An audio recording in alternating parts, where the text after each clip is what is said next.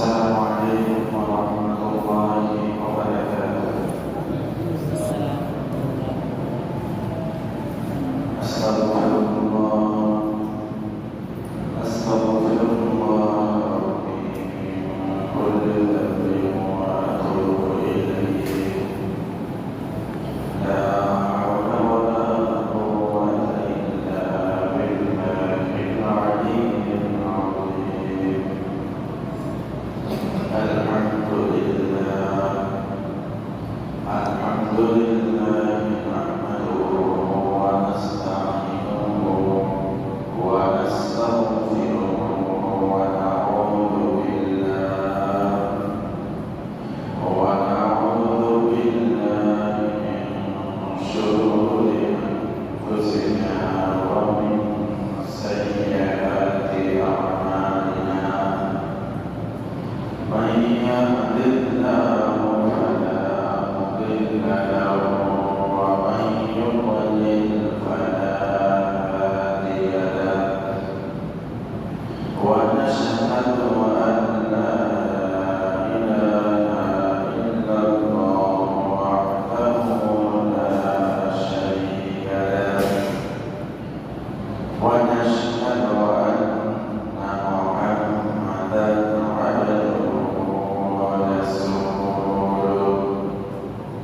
الذي أرسله بالحق بشيرا ونذيرا وداعيا إلى الله بإذنه وسراجا منيرا. فقد قال الله تعالى في كلامه وفي فرقانه الحميد. إن الله وملائكته يصلون على النبي يا أيها الذين آمنوا صلوا عليه وسلموا تسليما. اللهم صل على سيدنا مولانا محمد وعلى آل سيدنا مولانا محمد بلغ العلا بكماله كشف الدجى بجماله حسنت جميع خصاله. صلوا عليه وآله. Alhamdulillah, আমরা সকলকে মহান আল্লাহ তাআলার দরবারে শুকরিয়া আদায় করি যে মহান আল্লাহ তাআলা আমাদেরকে বিপদের পর বিপদ থেকে উদ্ধার করে যথা সময়ে আল্লাহর ডাকে সাড়া দিয়ে পৃথিবীর সমস্ত জরুরত, পৃথিবীর সমস্ত কাজ আমরা ত্যাগ করে আল্লাহ তাআলার ডাকে সাড়া দিয়েছি।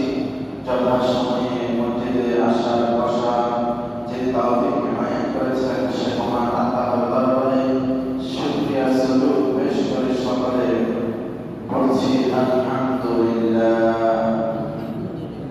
দরুদ পড়ছি বিশ্বমাতার বিশ্বমুক্তির দূত বিশ্বনেতা মওলানা আল্লাহ তাআলা যাকে কেন্দ্র করে এই তামাম কায়নাতকে সাজিয়েছেন সেই মহান মানবের প্রতি দরুদ সালাম পেশ করে সকলে বলছি সাল্লাল্লাহু আলাইহি ওয়াসাল্লাম। শুকরিয়া হাজির। আজ সফর মাসের 18 তারিখ আমরা তৃতীয় জুমায় উপনীত হয়েছি। আল্লাহ তাআলা আমাদেরকে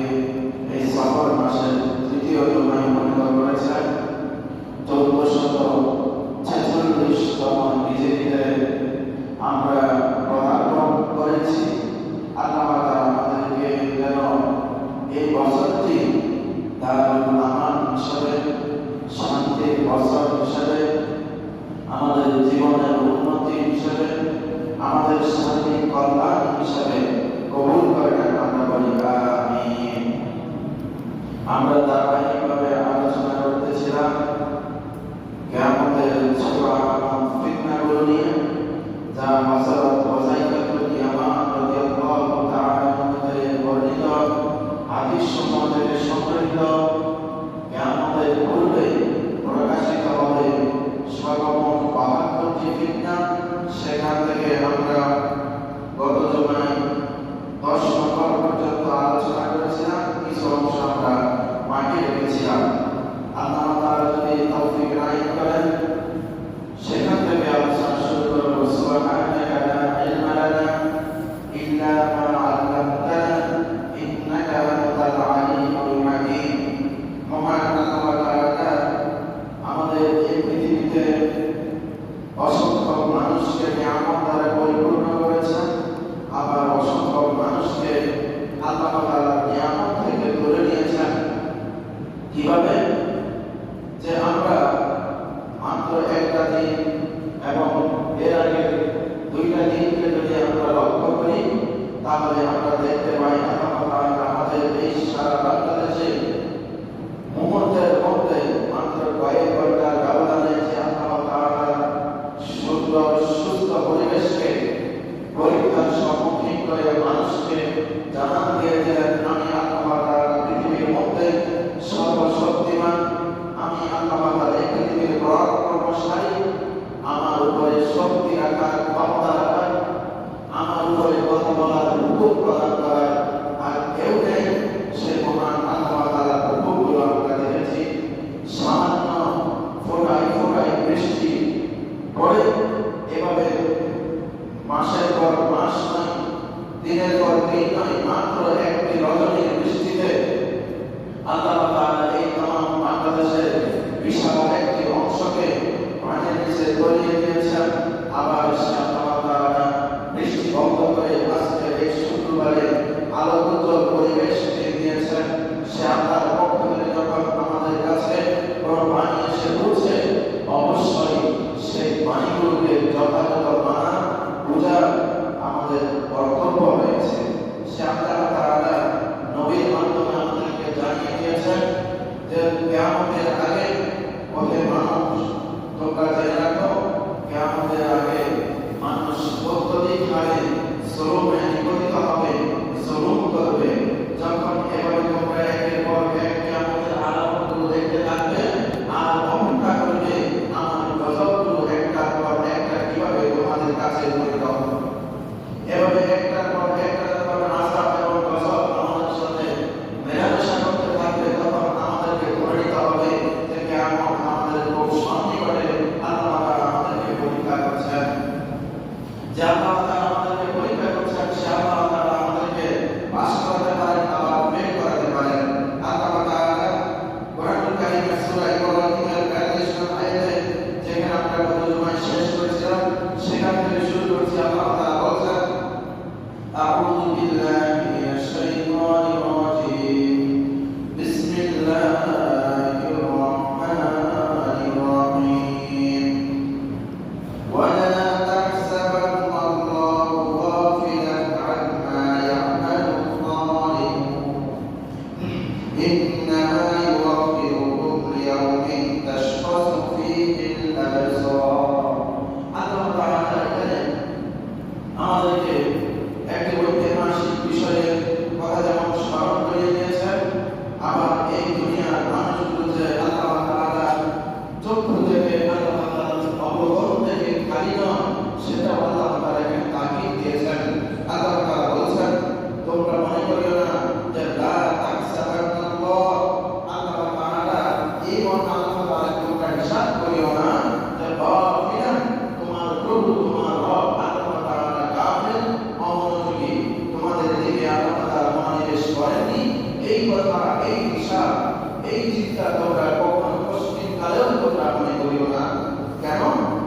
আম্মা ইয়া'মালুল যালিমুন, জালেমরা যে সমস্ত কাজ করে, জালেমরা যে সমস্ত আমল করে, যে সমস্ত ফিতনা ফাসাদ সৃষ্টি করে, সেই সম্পর্কে যে আল্লাহ তাআলা অবগত নন, বা আমি একজন জালেম হিসাবে, অপরাধী হিসাবে কোন অপরাধ করেছি, সেই বিষয়ে আল্লাহ তাআলা যে অবগত নন, এই বিষয়টা যেন আপনি আমরা সকলে গাফেল না হই সে বিষয়কে কি আল্লাহ তাআলাকে স্পষ্ট করেছেন। তোমরা এই বিষয় হিসাব করে না, আল্লাহ গাফিল না, আর তোমরাও গাফেল হয়ে না, তোমরা উন্নতি করে না, হিসাব করে না, আল্লাহ তাআলা তোমার ব্যাপারে মনোযোগী নন। ইন্নামা নিশ্চয় এবার আল্লাহ তাআলা বলেছেন ইওয়াদিরু, আল্লাহ তাআলা একটু বিচার, আল্লাহ তাআলা অবকাশ দেন কাদেরকে, হুম ওই সমস্ত মানুষদেরকে ইয়াউমি আই ইয়াউমিল কিয়ামা, কিয়ামতের দিন পর্যন্ত তাশখাসু ফীহি আল-আবসার, অতঃপর এই কিয়ামতের দিন যখন তাদের সামনে উপস্থিত হবে তখন তারা তাদের এই কর্মের জন্য আল্লাহ তাআলার কাছে যে পাকড়াও হবে সেই পাকড়াও যখন তারা নিবেদিত হবে তখন তাদের চক্ষুগুলো তাশখাস স্থির হয়ে যাবে। আমরা স্থিরের ব্যাখ্যা দিয়েছিলাম যে এক সেকেন্ডের যদি লম্ব ভাগের এক ভাগ যদি এই পৃথিবীতে বিদ্যুৎ চক্রায়ন করে বজ্রপাত হওয়ার পরে যদি আপনার শরীর দাঁড়ায়, ওই দাঁড়ানোর মতো নয়, আর এর চাইতে কঠিন ভাবে আল্লাহ তাআলার আযাব যখন আমরা অবলোকন করব তখন এর চাইতে বেশি, এর চাইতে অনেক হাজার নয় লক্ষ কোটি গুণ সময় বেশি আমাদের চক্ষুগুলো, আমাদের নিঃশ্বাসগুলো, আমাদের শিরা উপশিরাগুলো সেই স্তব্ধ হয়ে যাবে, স্তব্ধ হয়ে যাবে। কেন? কারণ আমরা সেই আযাবগুলো আমরা সচক্ষে দেখব, যে আযাবের জন্য আমরা এখন কর্মগুলো করে রেখেছি সেগুলোই। এরপরে জুলুমের বিষয়ে বলতেছিলাম, আল্লাহ তাআলা এজন্য বলছেন যে জালেমরা যাতে এটা মনে না করে তাদের ব্যাপারে আল্লাহ তাআলা মনোযোগী, তারা তাদের এই জুলুমের জন্য আল্লাহ তাআলার কাছে অবশ্যই পাকড়াও হবে। আর যেদিন তাদেরকে পাকড়াও করা হবে সেদিন তাদের চক্ষুগুলো স্থির হয়ে যাবে। আল্লাহ তাআলা এই কালামে পাকের সাথে সাথে আমাদেরকে আল্লাহ তাআলা হাদিসে কুদসিতে এই বিষয়ে আমাদেরকে সতর্ক করেছেন। কিভাবে? রাসূল সাল্লাল্লাহু আলাইহি ওয়াসাল্লাম বলেন, আল্লাহ তাআলা ইরশাদ করেছেন, আমাকে বলছেন, ইয়া ইবাদি ইন্নী হারামতু যুলমা আলা নাফসি। আল্লাহ তাআলা নবীর মাধ্যমে আমাদেরকে জানিয়ে দিচ্ছেন হাদিসে কুদসি কি, এটা একটু জানা প্রয়োজন। আল্লাহ তাআলা কালাম দুভাবে আল্লাহ রাসূলের কাছে এসেছে।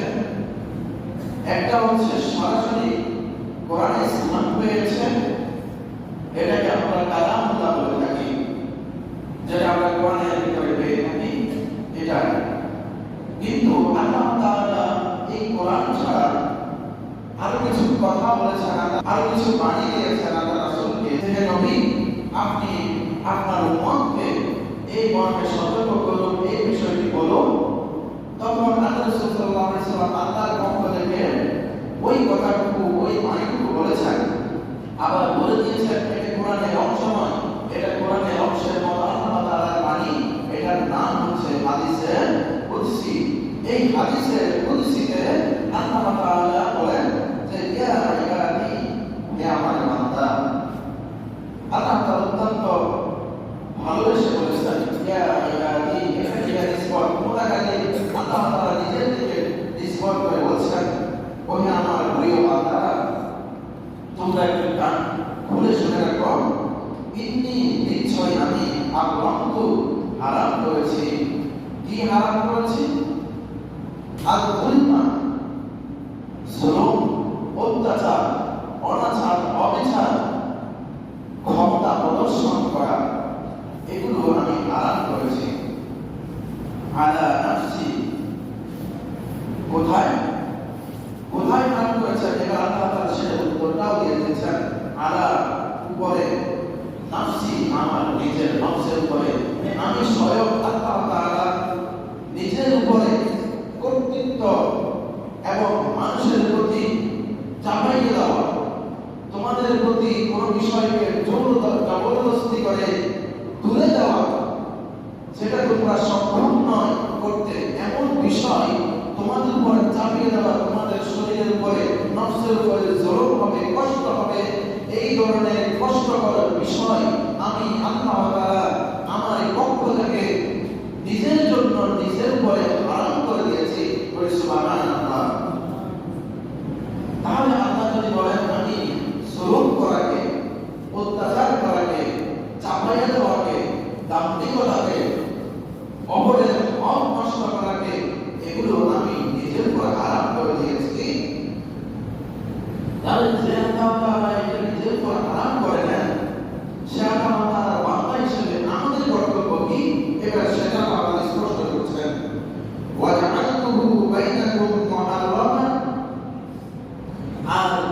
জুলুম করাটাকে বাইনাকুম মানে আমাদের মাঝে তোমাদের মাঝে বলা হচ্ছে। অতএব এটাকে যখন আমরা আমাদের দিকে নিব তখন এটা হবে এভাবে যে আমি তোমাদের দিকে তোমাদের উপরেও এই বিষয়টি হারাম করে দিয়েছি। কেন? কারণ আমি যে বিষয়টা আমার উপর হারাম করেছি সে বিষয়টা তোমরা নিজেরা করতে পারো না, সে বিষয়টা তোমরা নিজেরা প্রয়োগ করতে পারো না, সে বিষয়টাতে তোমরা নিজেরা পতিত হতে পারো না। যদি সেটাতে পতিত হও তাহলে মনে রেখো এটাও একটা জুলুম যে আমার কথাটাকে অমান্য করেছ। এবার এই হাদিসটায় আল্লাহ রাসূল সাল্লাল্লাহু আলাইহি ওয়াসাল্লামের আরেকটি হাদিস দ্বারা আমরা স্পষ্ট করতে চাই। বুখারী শরীফের হাদিস, আল্লাহ রাসূল সাল্লাল্লাহু আলাইহি ওয়াসাল্লাম বলেছেন, ইত্তাকু, আমল করছেন আল্লাহ রাসূল সাল্লাল্লাহু আলাইহি ওয়াসাল্লাম, তোমরা বাঁচো, নিজেদেরকে বাঁচাও, তোমরা নিজেদেরকে বাঁচিয়ে চলো। কিসের থেকে? এখন আমাকে বলা হচ্ছে এটা করিও না, কি করবো না? এবার সেটা স্পষ্ট করছেন, দাওয়াতাল মাজলুম, অত্যাচারিত ব্যক্তির দোয়া থেকে, অত্যাচারিত ব্যক্তির আহ্বান থেকে, অত্যাচারিত ব্যক্তির কথা থেকে, অত্যাচারিত ব্যক্তির মনের পেরেশানি নিয়ে যখন সে শব্দ করে সেই শব্দ থেকে তোমরা নিজেদেরকে বাঁচাও। একজন অত্যাচারিত ব্যক্তি এই কথা, অত্যাচারিত ব্যক্তির হৃদয়ে আত্মকথন, এটা কি? ফাইন্নাহা তুসঈদু ইলাস সামা, এটা আসমানে আরোহণ করে, এটা আসমানে উঠে, এটা আসমানে ছড়িয়ে পড়ে। কিভাবে? কান্নাহা শারারাত, যেন উহা আগুনের একটি স্ফুলিঙ্গ, আগুনের একটি ক্ষুদ্র কণা। সাধারণ শব্দ হচ্ছে আগুনের কণিকা, আগুনের স্ফুলিঙ্গকে আগুন, এটাকে শারারা বলা হয়। আল্লাহ রাসূল বলতেছেন তোমরা ইত্তাকু, বেঁচে থাকো, দাওয়াতাল মাজলুম, ওই অত্যাচারিত ব্যক্তির হৃদয় কথন থেকে। তারপরে কি করবে? কান্নাহা, নিশ্চয় উহা যেন কি? তুসঈদু, এটা আরোহণ করে ওভাবে ইলাস সামা, আসমানে, যেটা কান্নাহা শারারা, যেন সেটি একটি আগুনের স্ফুলিঙ্গ। এখন এই আগুনের স্ফুলিঙ্গ যখন আমরা ব্যাখ্যা করি, যখন আমরা মুহাদ্দিসিন কিরাম থেকে এটার ব্যাখ্যা জানতে চাই, যখন হাদিসের কিতাবগুলো আমরা অধ্যয়ন করি, সেখানে চমৎকার কিছু উদাহরণ আমাদের জন্য সেট করেছেন। সেটার মধ্যে সবচেয়ে চমকপ্রদ যে বিষয়টি আমাদের কাছে লেগেছে সেটি হচ্ছে একটি অগ্নিস্ফুলিঙ্গ, ছোট্ট একটি আগুনের কণা যখন কোথাও থেকে আগুন লাগে, ওখান থেকে যদি একটি আগুনের জ্বলন্ত ছোট্ট একটি আগুনের কণা বাতাসের সাথে কিংবা ধোঁয়ার সাথে উড়ে অন্য একটা শুকনো জায়গায় গিয়ে, যেখানে প্রজ্বলিত হওয়ার কোনো বস্তু থাকে, সেখানে গিয়ে যদি পড়ে, তাহলে ওই একটি স্ফুলিঙ্গ কণা ওই জায়গাটাকে ধ্বংস করার জন্য, পুড়িয়ে ছারখার করার জন্য যথেষ্ট হয়। অথবা এভাবে বুঝি, যখন দাবানল সৃষ্টি হয়, ওই দাবানল যখন সৃষ্টি হয়, এই দাবানলগুলো বাতাসের সাথে এখান থেকে ছোট ছোট অগ্নি স্ফুলিঙ্গগুলো, কণাগুলো আনতে বাতাসের সাথে উঠতে উঠতে অনেক দূরে গিয়ে গাছগাছালিতে কিংবা মাঠে ময়দানে পড়ে, সেখানের মধ্যে যে পাতাগুলো, ঘাসগুলো শুকনো আছে, সেগুলোকে আবার সেই ইন্ধন জমিয়ে সেগুলোকে করে দেয়, জ্বালিয়ে ছারখার করে দেয়। তখন এই ছারখার করে দেওয়া, এটা যেমন একটা সমাজের জন্য, একটা জায়গার জন্য, একটা পাহাড়ের জন্য, বিশাল একটা পাথর গাছের জন্য যেমন ভয়ঙ্কর, সেই ভয়ঙ্কর রূপটা ওই অগ্নি, ছোট্ট একটা অগ্নি স্ফুলিঙ্গ ধারণ করে বিশাল একটি দাবানলে। তাহলে এই ব্যক্তি জুলুম করে, আর এই জুলুমের কারণে যখন অত্যাচারিত ব্যক্তি হৃদয় কখন শুরু হয়, হৃদয় যখন আল্লাহর দিকে কোনো কিছু বলে, ওই অত্যাচারিত ব্যক্তি যা বলে আল্লাহ তাআলা তা কিছু শুনে না। কেন? কারণ আল্লাহ তাআলা তো বলেছেন, আমি নিজের উপরে অত্যাচার করাকে, জুলুম করাকে হারাম করে নিয়েছি। অতএব তোমরা সেই হারাম থেকে নিজেদেরকে বাঁচিয়ে রাখো। আল্লাহ তাআলা এই কথা দিয়ে আমাদেরকে যখন তাগিদ দিয়েছেন, সেই তাগিদ সূচক কথাকে যখন আমরা মান্য না করে এটার বিপরীত কাজ করেছি, আল্লাহ তাআলা উপর হারামকৃত কাজকে আমরা নিজেদের উপর হালাল করে নিয়েছি, তখন আল্লাহ তাআলা স্বাভাবিকভাবে নিজের ব্যক্তিত্বের, আল্লাহ তাআলার যে একটা বিশেষত্ব আছে, আল্লাহ তাআলার যে একটা স্বকীয়তা আছে, আল্লাহ তাআলার যে একটা আত্মগঠন আছে, আল্লাহ তাআলার যে একটা বিশাল পাওয়ার আছে, এই পাওয়ারের উপর যখন সেটা আমাদের এই অত্যাচারটা ফেলা দেয়, তখন সেই ফেলাটা আল্লাহ তাআলার গুসাকে, আল্লাহ তাআলার রাগকে হাজার গুণে বৃদ্ধি করে দেয়। আর সেই রাগ থেকে আল্লাহ তাআলার সেই রুদ্রমূর্তিতে তখন ওই মুসলিমের ধোঁয়া যখন সেখানে যায়, সেখান থেকে আল্লাহ তাআলা রুদ্রমূর্তি পায়, তখন আমাদের উপর প্রত্যাবর্তন করে। আর সেই প্রত্যাবর্তনটা হয়তো আমি খালি চোখে দেখবো না, হয়তো অনুভব করবো না, কিন্তু মনে রাখবেন সেটা এমন একটি জায়গায় আমাকে অ্যাটাক করে বসবে, এমন ভাবে আমাকে আক্রমণ করবে, এমন ভাবে আমাকে পাকড়াও করবে, যেখান থেকে ফিরে আসা, যেখান থেকে মান যাওয়া, মান পাওয়ার দ্বিতীয় কোনো পথ আমার জন্য সেদিন খোলা থাকবে না।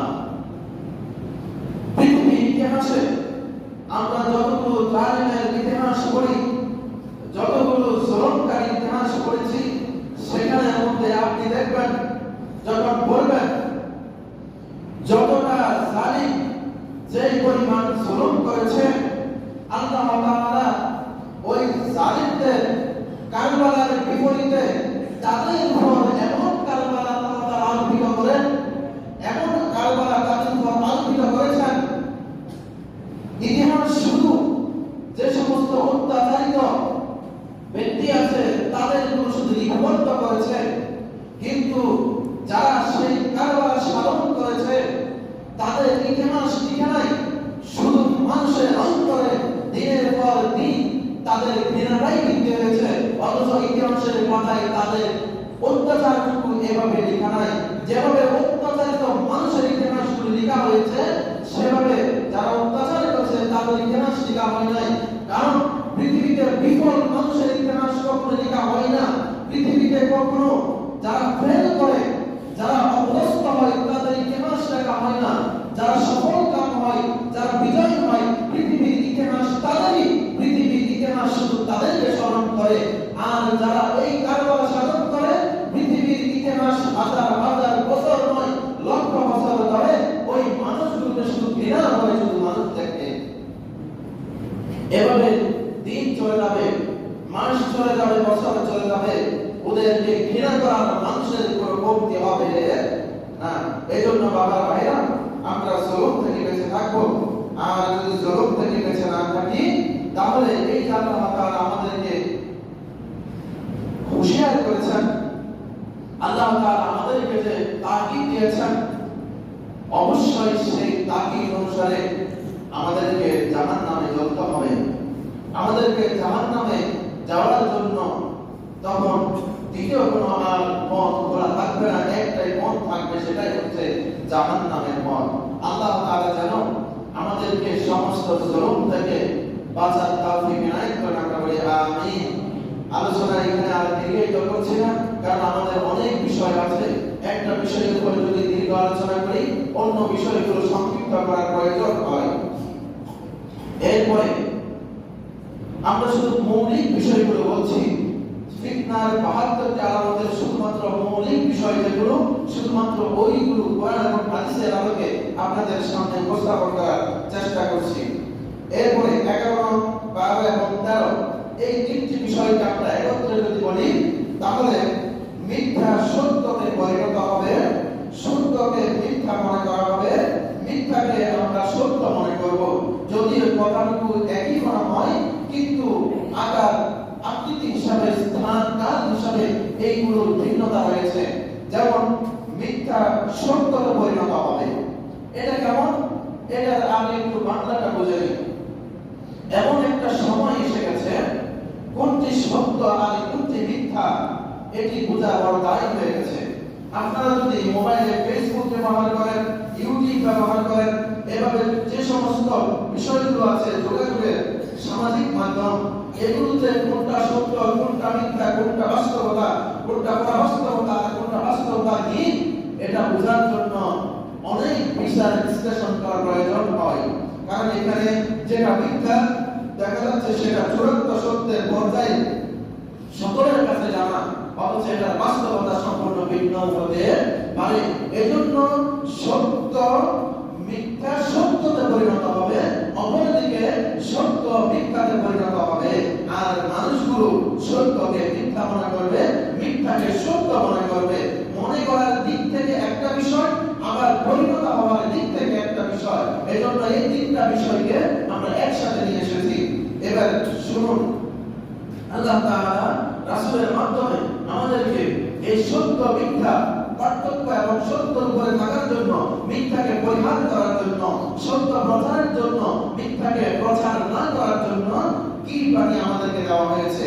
যখন এভাবে কথাগুলো বৃদ্ধি হতে থাকবে, সত্য মিথ্যা যখন বিস্তৃত হয়ে সকলের কাছে প্রকাশিত হয়ে যাবে, আর কোনটা সত্য কোনটা মিথ্যা জানা যাবে না, এটাই হচ্ছে কিয়ামতের একটি চূড়ান্ত আলামত।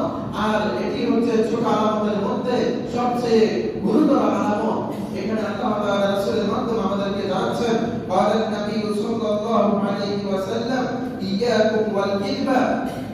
আল্লাহ রাসূল সাল্লাল্লাহু আলাইহি ওয়াসাল্লাম আমাদেরকে এবার পরোক্ষভাবে এবং প্রত্যক্ষভাবে দুই দিকে মিথ্যার ব্যাপারে বলছেন, ইয়াকুম ওয়াল কিযবা, তোমরা বেঁচে থাকো, তোমাদের কর্তব্য হচ্ছে মিথ্যা থেকে বেঁচে থাকা। এরপরে বলছেন কেন? ফাইনাল কিযবা ইয়াতি ইলাল ফুজুর, ফাইনাল কিযবা, নিশ্চয় এই মিথ্যা ইয়াতি পথ দেখায়, তোমাকে পথে তুলে দিবে, তোমাকে পথ দেখাবে ইলাল ফুজুরি, গর্হিত বিষয় সমূহের দিকে। ফুজুরের দুটি অর্থ নেওয়া যায়। একটা অর্থ হচ্ছে গর্হিত যে সমস্ত বিষয়গুলো আছে, যেগুলো মানব বিবেক বলে এগুলো অন্যায়, এটা এক ধরনের। আবার ইচ্ছাকৃতভাবে সেই বিষয়টাতে নিজেকে পতিত করা, এটা কিন্তু আরেক ধরনের অন্যায়। একটা হচ্ছে অন্য কর্তৃক আরোপিত মিথ্যা শুনলাম বললাম, আবার নিজে মন থেকে অথবা নিজে আরেকজনের বিরুদ্ধে মিথ্যা প্রপাগান্ডা করলাম। এই দুইটি দিকটাই হচ্ছে ফুজুরের অন্তর্ভুক্ত। তখন এই দুইটা দিকের যে দিকটা হোক, উভয়টা ফুজুরের অন্তর্ভুক্ত। এজন্য আল্লাহ রাসূল সাল্লাল্লাহু আলাইহি ওয়াসাল্লাম বলেন, ফাইনাল কিযবা, এই মিথ্যা ইয়াহদি, তোমাকে পথ দেখাবে ইলাল ফুজুর, সেটা অন্যের দিক থেকে হোক কিংবা নিজের দিক থেকে হোক, উভয়টা বিশৃঙ্খলা সৃষ্টি করে, উভয়টা কিয়ামতের আলামত, উভয়টা ফিতনা, উভয়টা পরীক্ষা, উভয়টা ফাসাদ সৃষ্টিকারী। অতএব তোমরা উভয়টা থেকে বেঁচে থাকো। ওয়া ইন্নাল ফুজুরা ইয়াহদি ইলান নার। এবার বলছেন আল্লাহ রাসূল, এবার প্রথম বলছেন তোমরা যে সমস্ত গর্হিত নিন্দনীয় কাজ আছে, মিথ্যার সাথে মিশ্রিত, এগুলো থেকে বাঁচো। এরপরে বলছেন ওয়া ইন্নাল ফুজুরা, আর এই ধরনের গর্হিত মিথ্যা মিশ্রিত কাজ ইয়াহদি ইলান নার, আমাকে আপনাকে জাহান্নামে পৌঁছে দিবে। ওয়া মা ইয়াজালুল আবদু ইয়াকযিবু, যতক্ষণ পর্যন্ত কোন একজন ব্যক্তি মিথ্যা বলে বা মিথ্যার উপর স্থির থাকে বা মিথ্যার উপর সে অবস্থান করে, সে এটাকে কি করে, তাহারটা শব্দ অর্থ নাড়াচাড়া করা, কথাকে এখান থেকে ওখানে বুঝে দেওয়া, তারপরে এই জন থেকে ও জনে বলা, এদিক থেকে ওদিকে নিয়ে যাওয়া, কথার উল্টাটা আরেকজনকে বুঝিয়ে দেওয়া। যখন সে এভাবে করবে, মানে মিথ্যাকে নিয়ে সে নাড়াচাড়া করবে। অর্থাৎ আপনাকে যদি বলা হয় এই চিনি দেওয়া হলো, আটা দেওয়া হলো, ময়দা দেওয়া হলো, চাউলের গুঁড়া দেওয়া হলো, এগুলোকে মিশ্রণ করেন, তখন আপনি কি করবেন? উঁচু নিচু হাত দিয়ে এভাবে নাড়িয়ে নাড়িয়ে এগুলোকে সমান মিশ্রণ করবেন। এটা হচ্ছে ইয়াতাহান্নাল কিসবা। তখন সে এই মিথ্যাকে নিয়ে এভাবে যখন নাড়াচাড়া করে, এভাবে যখন এটাকে চতুর্দিক থেকে ঘুরাইয়া ফেলে, তখন বলা হচ্ছে হাত্তা ইত্তাকু। তখন এই যে নাড়াচাড়া করার কারণে এটাকে লিপিবদ্ধ করা হয় ইত্তাল্লাহ, আল্লাহ তাআলার নিকট এই ব্যক্তিকে বা এই বিষয়সমূহকে যারা করে তাদেরকে কাদ্দাবান, মিথ্যাবাদী হিসাবে। তাহলে এই হাদিস থেকে স্পষ্ট রাসূল সাল্লাল্লাহু আলাইহি সাল্লাম জানিয়ে দিয়েছেন, তোমরা মিথ্যা থেকে বাঁচো, কারণ এই মিথ্যা মানুষকে কলুষিত, নিন্দনীয়, অপছন্দনীয়, সমাজে বিশৃঙ্খলা সৃষ্টিকারী কাজের দিকে উদ্বুদ্ধ করে নিয়ে যায়। আর কোন ব্যক্তি যদি এই ধরনের মিথ্যা মিশ্রিত উদ্বুদ্ধ হয়ে কাজের দিকে যখন নিজেকে বাড়ায়, এগুলো নিয়ে যখন সে চলে, তখন ওই চলা ব্যক্তি কিংবা ওই ব্যক্তিগুলোকে আল্লাহ রাসূলের ভাষায় বলা হচ্ছে আল্লাহ তাআলার কাছে ইউক্তাবু, আল্লাহ তাআলার কাছে লিখা হয়, ইনশাআল্লাহ মানে আল্লাহ তাআলার নিকট লিখা হবে কাদ্দাবান, মিথ্যাবাদী হিসাবে। তাহলে এই কাজ যারা করবে তাদেরকে আল্লাহ তাআলার নিকট একজন চূড়ান্ত পর্যায়ের মিথ্যাবাদী হিসাবে লিপিবদ্ধ করে দেওয়া হবে। আল্লাহ তাআলা যেন এই ধরনের মানুষ থেকে আমাদেরকে হেফাজত করেন, আমরা বলি আমিন। এরপরে আল্লাহ রাসূলের আরেকটি হাদিস যেটা আমরা সবাই মুখে মুখে জানি, সেটা হচ্ছে ক্বালা রাসূলুল্লাহ সাল্লাল্লাহু আলাইহি ওয়াসাল্লাম আয়াতুল মুনাফিকি সালাত। মুনাফিকের আলামত হচ্ছে তিনটি। কি কি? ইদা হাদাথা কাযাবা, যখন সে কথা বলে মিথ্যা বলে, কথা বললে সেটা মিথ্যা বলে। ওয়া ইদা ওয়া'আদা, যখন ওয়াদা করে আখলাফা, সেটাকে কি করে? ভঙ্গ করে। ওয়া ইদা তুমিনা খানা, যখন তার কাছে আমানত রাখা হয় কিংবা তাকে আমানত দেওয়া হয়, তখন সেটাকে সে খেয়ানত করে। যেহেতু আমানতের বিষয়ে আমরা আলোচনা করেছি, মিথ্যার বিষয়ে আলোচনা করেছি, ওয়াদার বিষয়ে আমরা আলোচনা করেছি, অতএব সেদিকে যাচ্ছে না, শুধু মিথ্যার উপরে থাকছে। যেই ব্যক্তি আল্লাহ তাআলা আমাকে সুস্থ মস্তিষ্ক দিয়েছেন, বিবেক দিয়েছেন, সত্য মিথ্যাকে যাচাই করার জন্য দিয়েছেন, কিন্তু সেটাকে যাচাই বাছাই না করে যখন আমি সংমিশ্রণ করে চালিয়ে দিই, তখন তো আমাকে মিথ্যাবাদী হিসাবে লেখা হচ্ছে। আর এটা যেমন একজন মিথ্যাবাদী হিসাবে লেখা হচ্ছে, এটা তো একদিকে গেল, কিন্তু আরেকটা বৈশিষ্ট্য হচ্ছে এই সমস্ত মানুষের, সেই মানুষগুলো হচ্ছে মুনাফিক। আর মুনাফিক হচ্ছে ওই সমস্ত মানুষগুলো যাদেরকে বলা হয় দুই মুখো সাপ, দুই দিকে দরজাওয়ালা ঘর, দুই দিকে দরজাওয়ালা একটি বস্তু। অর্থাৎ যেই বস্তু এর সামনেও কথা বলে, পিছনেও কথা বলে, যেই বস্তুটার সামনেও মুখ আছে, পিছনেও মুখ আছে, যেই কথার সামনে একরকম হয়, পিছনে আরেক রকম হয়, যে কথাকে বাস্তবে বললে নিজের অপরাধটা হয়তো স্বীকার হয়ে যাবে, কিন্তু অন্যের মাধ্যমে বললে হয়তো সেটা স্বীকার হবে না। এই ধরনের প্রপাগান্ডা, এই ধরনের মিশ্রিত কাজগুলোই হচ্ছে মুনাফিকের আলামত। আবার মুনাফিকের তিনটা আলামতের মধ্যে একটা বড় আলামত হচ্ছে যখন সে কথা বলে, তখন সে সেটাকে মিথ্যায় রূপান্তরিত করে কিংবা সেটাকে মিথ্যা হিসেবে উপস্থাপন করে। এরপরে আল্লাহ তাআলা আমাদেরকে ইরশাদ করছেন, কোরআনুল কারীমে ইরশাদ হচ্ছে, ইয়া আইয়ুহাল্লাযীনা আমানু তাকুল্লাহ।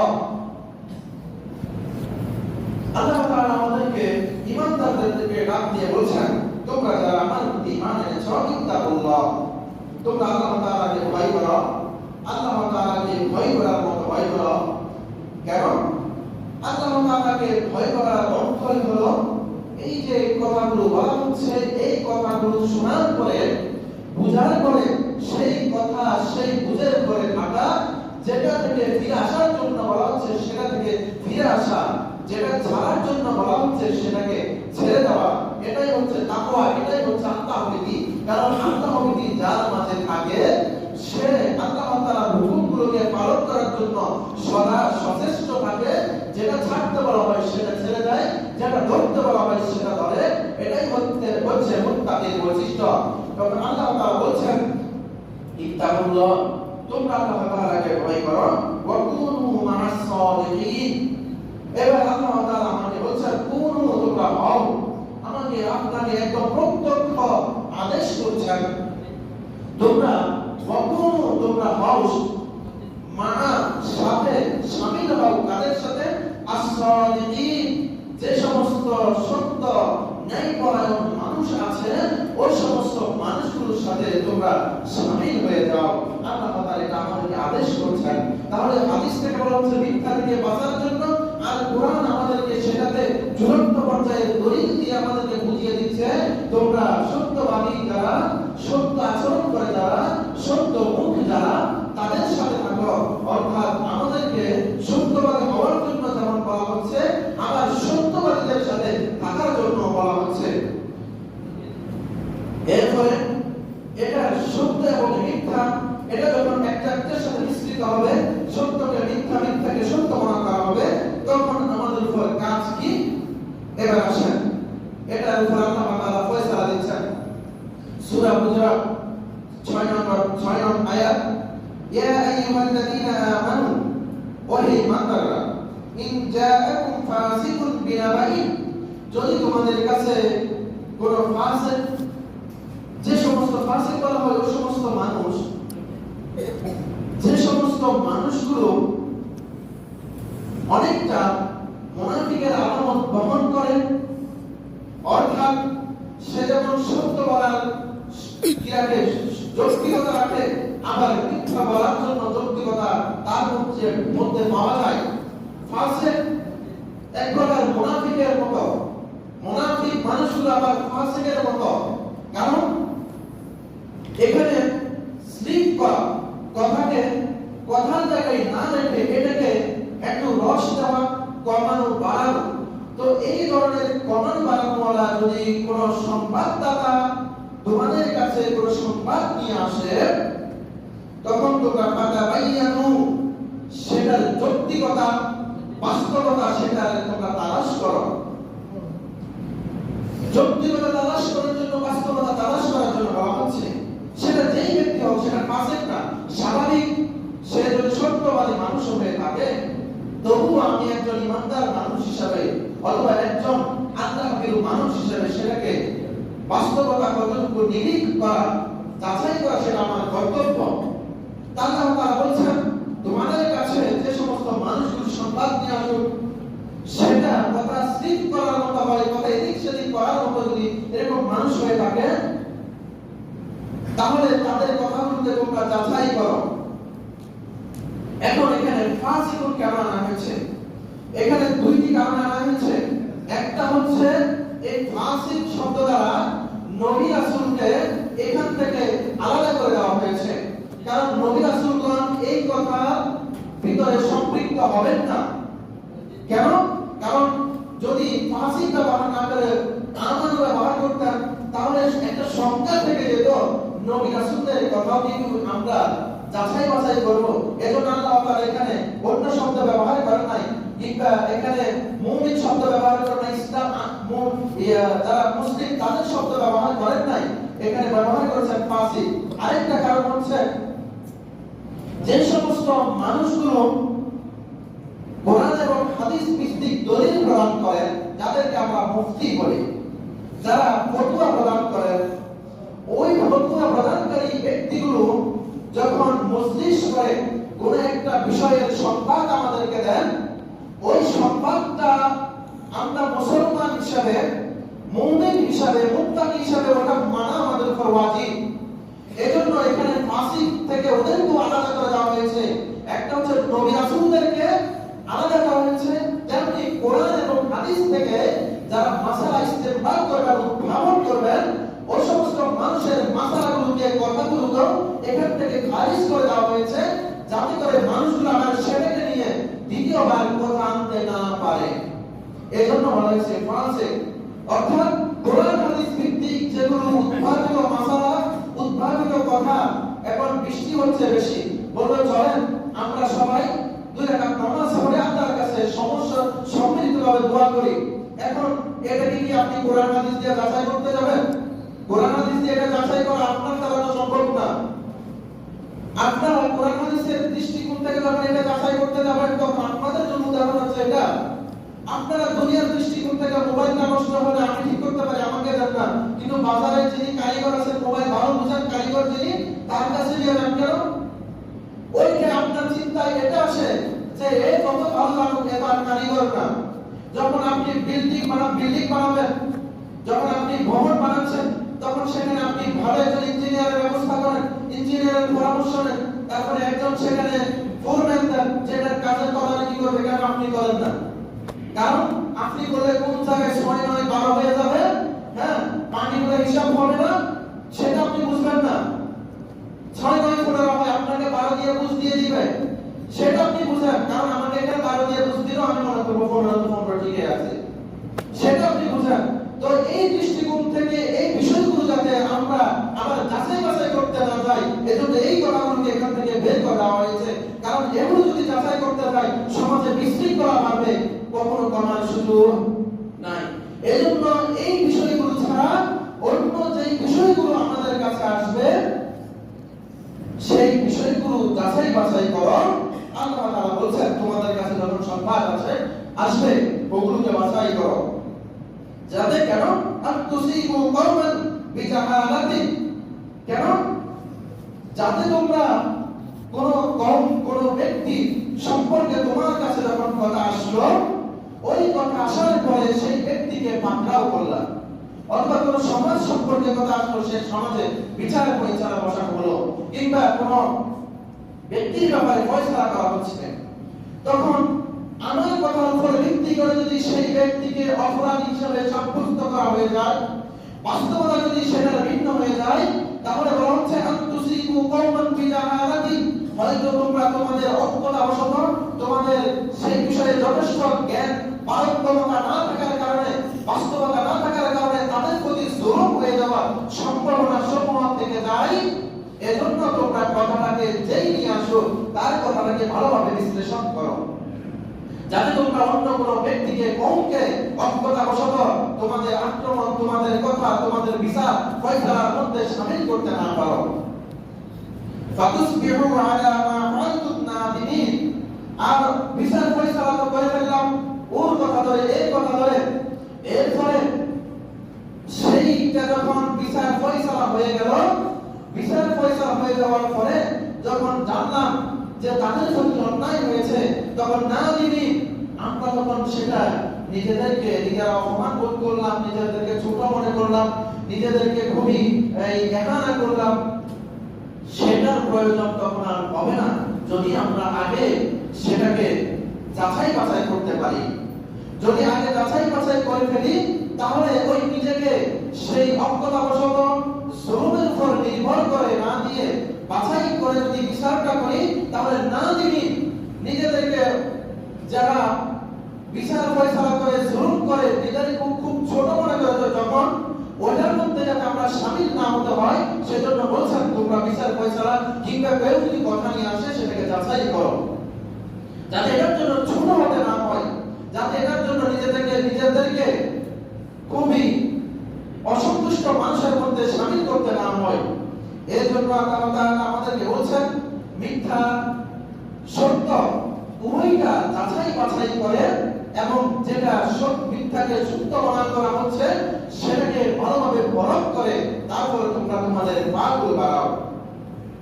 এরপরে আল্লাহ রাসূল সাল্লাল্লাহু আলাইহি ওয়াসাল্লাম আমাদেরকে আরেকটি হাদিসের মধ্যে বলছেন, ইন্না সিরকা ইয়াহদি ইলাল বিররি, নিশ্চয় সত্যবাদিতা, সত্য মানুষকে ভিন্ন সদাচার, সৎকর্ম দিকে আমাদেরকে নিয়ে যায়। ওয়া ইন্নাল বিররা, আর সৎকর্ম ইয়াহদি ইলাল জান্নাহ, আমাদেরকে জান্নাতের দিকে পথ দেখায়। আল্লাহ তাআলা আমাদেরকে নবী এই কথাগুলো বুঝে সত্য মিথ্যা থেকে নিজেদেরকে যাচাই বাছাই করে, যেটাকে সত্য সেটা সত্য বলা, যেটা মিথ্যা মিথ্যাকে মিথ্যা বলা, এবং কারো আনিত সংবাদ যাচাই বাছাই করার পরে সেটার উপরে বিচার ফয়সালা করা, সেটার উপরে কথা বলা, যেন আমাদের ততটুকু বোধ শক্তি আল্লাহ তাআলা আমরা বলি আমিন। ইনশাআল্লাহ আগামী সময়ের পরবর্তী আলোচনা হবে। এই পর্যন্ত শেষ করে ওয়াকিউ দাওয়ানা আলহামদুলিল্লাহি রাব্বিল আলামিন। আসসালামু আলাইকুম ওয়া রাহমাতুল্লাহি ওয়া বারাকাতুহু। যারা সুন্নাত পড়েন নাই সুন্নাত পড়েন। অনেক জায়গা খালি আছে।